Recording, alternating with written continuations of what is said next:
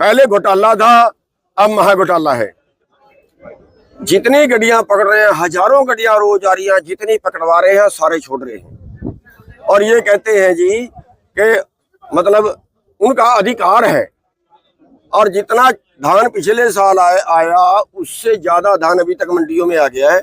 अभी हरियाणा का भी खड़ा है और 25% निकासी कम है। पंजाब में 35% धान की आवक कम है। तो सीधा सा डकैती है, उसको कोई गौर नहीं कर रहा। दूसरी चीज, हमने फिजिकल वेरिफिकेशन की बात की थी।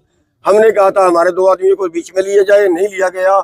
इन्होंने परसों 3 सेलर चेक करवाए, उनमें एक में 20 से 25 हजार कट्टे के करीब बीच कम था, लेकिन उनमें 2 चट्ठे फालतू दिखा दिए गए। ऐसे ही है नहीं, वहां दिखा दिए गए विधाता राइस मिल पे, सॉरी कन्हैया राइस मिल पे शाहबाद। तो कोई उसकी दोबारा से गौर ने डीसी साहब को कह लिया, खुल्लर साहब को कह लिया, जो मौके पे एसडीएम थे उनको कह लिया, लेकिन रिजल्ट 0। एएफएसओ ने ये गड़बड़ी की और एएफएसओ ही पहले गड़बड़ी करवा रहा है, वही गिनती पे लगा दिया। इसी तरह एक और मिल है, उसमें भारी मात्रा में चावल पाया गया और 4000 क्विंटल तो उनके जितने यहाँ राइस मिल होता है धान से चावल निकालने का, यहाँ चावल से धान निकाल रहे हैं। सारा करने के बाद भी 4000 क्विंटल तो फिर भी फालतू पाया गया। कार्रवाई कोई नहीं है। कहते हैं जी बस मार्केट फीस कट सकती है, इससे यहाँ तो कोई प्रावधान ही नहीं है। दूसरे हमारी मांग है कि करनाल जिले के अंदर करनाल मंडी, घरौंडा मंडी और तरावड़ी मंडी, उनमें खरीद बंद कर दी है। कई मंडियों में खरीद बंद कर दी है। तो वो हमें बदनाम करने के लिए कि किसान यूनियन वाले शोर मचा रहे हैं, इसलिए हमने खरीद बंद कर दी। हम तो खरीद चालू करवाने की बात कर रहे हैं, यहाँ की खरीदने की बात कर रहे हैं। तो उनकी खरीद तुरंत शुरू की जाए। और ये जो जानबूझ के वहाँ का प्रशासन या कहीं भी पूरे हरियाणा का प्रशासन अगर खरीद बंद कर रहा है तो बिल्कुल गलत है, तुरंत खोलनी चाहिए। और जो यूपी से धान आ रहा है, वो जो नजदीक के किसान हैं, उनका हमने कभी उन पे ऑब्जेक्शन नहीं किया। उनके तो कही कि हमारी भी कुछ गांवों की जमीन उधर लगती है, तो उसका हमारे पास ऑब्जेक्शन नहीं है।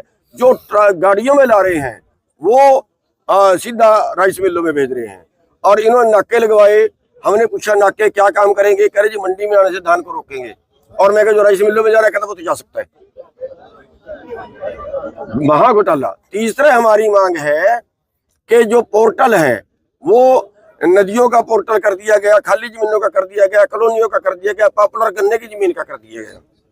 जिसने वो पोर्टल किया है जांच की जाए, वो तो अभी भी रिकॉर्ड में है। पोर्टल इसलिए लागू किया गया था कि हरियाणा से बाहर का कोई ना बेच पाए। तो वो जो जाली पोर्टल बनाया गया है, वो जितने भी उसमें दोषी हैं उन सबको मुकदमे दर्ज कराएं, नौकरी से बाहर निकालें और उन सब पे सख्त से सख्त कार्रवाई हो। इन 3 मांगों को लेके आज हम प्रदर्शन कर रहे हैं। सीएम साहब के आगे वहां पे धरना देंगे, ये संकेतिक है।